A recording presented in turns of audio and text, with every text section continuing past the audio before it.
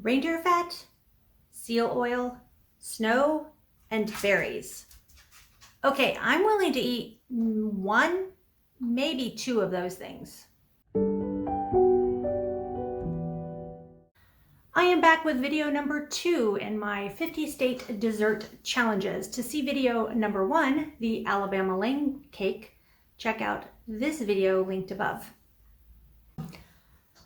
Alaska is the state that comes second in our alphabetical listing of states. And in the Reader's Digest and Taste of Home article that I used as inspiration for my 50 state dessert challenge, the Alaskan dessert is a guduk, made with those ingredients I just listed. Traditionally, it is made in Alaska at the time of the first seal harvest. These ingredients are not something that are readily accessible to me here in the mainland US Midwest on the edge of the Great Plains.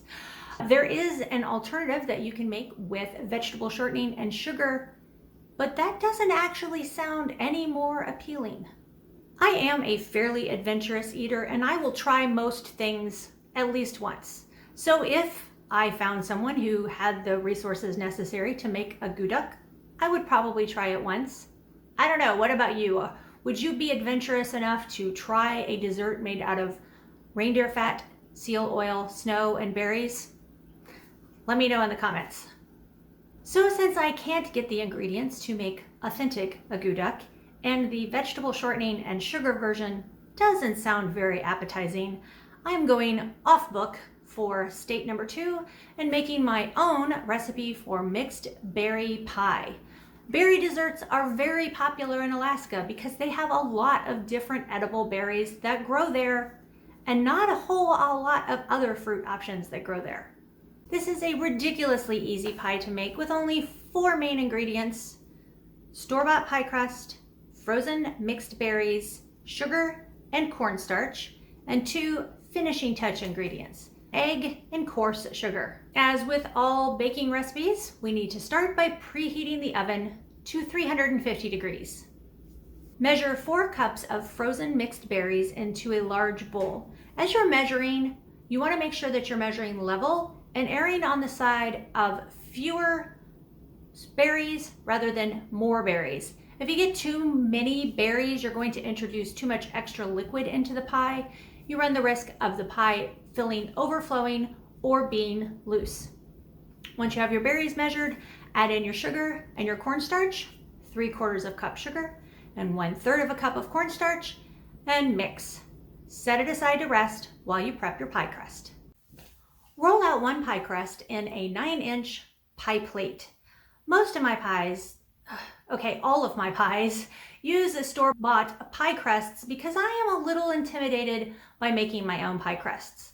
I recently read actually a cozy mystery, not a cookbook, called Magic Lies and Deadly Pies that's due out in May, and I connected with the author on Instagram and she posted a video on her YouTube channel about how to make butter pie crusts. So I am hoping to make some crusts in the future and have them in the freezer. In fact, I am committing myself right now that the next state pie that requires a pie crust, I am going to have made the pie crust myself. That would be Idaho's huckleberry pie. So I have a little time, but we're going to hold me to it. I'm going to make homemade pie crust. Once the berries have rested for 10 to 15 minutes, pour them into your prepared pie crust and make sure that the sugar and cornstarch is evenly distributed around the pie. Roll out your second pie crust. You can cut it into strips and do a lattice top, or you can do a pretty fancy top, but most of the time when I make this pie, I'm making it to make something as easy and simple as possible. So I will usually just cut a few vent holes in the top and then fold and crimp the edges together. One last step before the oven. Gonna crack 1 egg open and whip it up pretty good and use that to apply an egg wash over the top crust, and then sprinkle some coarse sugar like turbinado sugar over the top of the crust. Place your pie on a baking sheet to help protect your oven from any possible overflowing pie filling, and then put on a pie shield. You can either use a ready-made pie shield, or you can make your own out of aluminum foil. If you are using a pie shield, you want to take it off about 15 to 20 minutes before the bake time is done. Fruit pies do take a long time to bake, so we are going to bake it in the oven for 1 hour and 15 minutes at 350 degrees. Remember to take that pie shield off at about the 1 hour mark. Now here is the really difficult part about fruit pies. A fruit pie needs to cool at least 4 hours before it is ready to be eaten. So this is not a make it after dinner and eat it that night. This is a make it in the morning or make it the day before sort of dessert, but it is so worth it. This pie is so easy and so tasty. With the family of 5, pies do not last long in my house. So I do tend to go more for cakes and cookies because they last a few more days than pies do.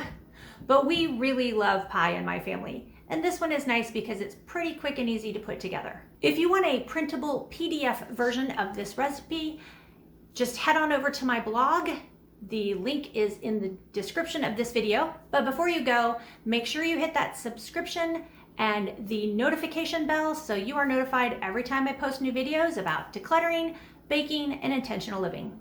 Until next time, I hope your days are increasingly clutter-free and filled with the people and things that matter the most to you.